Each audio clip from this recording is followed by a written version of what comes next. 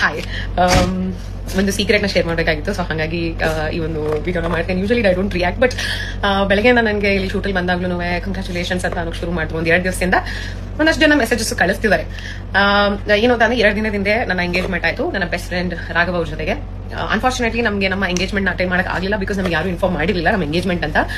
ಒಂದಷ್ಟು ಪೇಜಸ್ ಅವರು ನಮ್ದು ಬರ್ತ್ಡೇಗೆ ಅಂತ ಹಾಕಿದ ಫೋಟೋಸ್ಗಳನ್ನ ತಗೊಂಡು ಇವ್ರ ಎಂಗೇಜ್ಮೆಂಟ್ ಆಯ್ತು, ಇವ್ರ ಬಾಯ್ ಫ್ರೆಂಡ್ ಇವರು ಅನುಶ್ರೀ ಅವ್ರ ಮದುವೆ ಆಯ್ತು, ಈಗ ಅನುಪಮನ ಎಂಗೇಜ್ಮೆಂಟ್ ಆಗಿದೆ ಅಂತ ಎಲ್ಲ ಕಡೆ ಹಾಕ್ತಾರೆ. ಬಟ್ ನಂಗೆ ಬೇಸರ ಆಗಿದೆ ಏನಂತ ಅಂದ್ರೆ ಇಷ್ಟೆಲ್ಲ ನಮಗೆ AI ಎಲ್ಲ ಇರ್ಬೇಕಂದ್ರೆ ನಾವೆಲ್ಲ ಮುಂದುವರೆದಿರ್ಬೇಕಂದ್ರೆ ಅಟ್ಲೀಸ್ಟ್ ಒಂದು ಒಳ್ಳೆ ಇಮೇಜ್ ಕ್ರಿಯೇಟ್ ಮಾಡಿ ರಿಂಗ್ ಹಾಕೋ ತರ ಒಂದು ಇಮೇಜ್ ಏನಾದ್ರು ಇಟ್ಟು ನಮಗೆ ಕಂಗ್ರಾಚುಲೇಷನ್ಸ್ ಅಂತ ವಿಶ್ವಾಸ ಕಳಿಸಿದ್ರೆ ಇನ್ನು ಖುಷಿ ಆಗಿರೋದು. ಬಟ್ ಇನ್ನೂ ಟೈಮ್ ಇದೆ, ಬೇಕಿದ್ರೆ ನೀವು ಅದೇ ತರ ಮದುವೆ.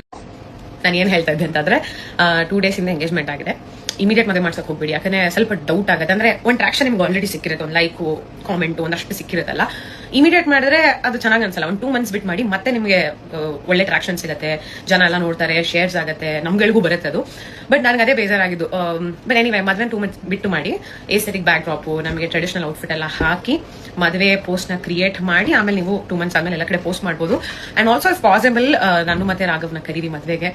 ಖಂಡಿತವಾಗ್ಲೂ ಬಂದು ನಾವು ಅಟೆಂಡ್ ಮಾಡ್ತೀವಿ. ಖುಷಿ ಆಗತ್ತೆ ನಮಗೆ. ಇಷ್ಟೆಲ್ಲ ಇಂಟ್ರೆಸ್ಟ್ ತೋರಿಸ್ತಿರಲ್ಲ ಒಂದು ಲೈಕ್ಸ್ಗೆ, ಕಾಮೆಂಟ್ಸ್ಗೆ, ನಿಮ್ ಪೇಜ್ ಸ್ವಲ್ಪ ರೀಚ್ ಆಗಲಿ ಅನ್ನೋ ಕಾರಣಕ್ಕೆ ಇಷ್ಟೆಲ್ಲ ಬೇರೆಯವ್ರ ಪರ್ಸನಲ್ ಲೈಫ್ ಇಂಟ್ರೆಸ್ಟ್ ತೋರಿಸ್ತೀರಾ, ಎಂಗೇಜ್ಮೆಂಟ್ ಇಂಟ್ರೆಸ್ಟ್ ತೋರಿಸ್ತೀರಾ. ಸೊ ನನ್ನ ಮದುವೆಲಿ ಎಷ್ಟು ಇಂಟ್ರೆಸ್ಟ್ ತೋರಿಸ್ತೀರಾ ಅಂತ ನೋಡಕ್ ಆಸೆ. So please invite us. Thank you.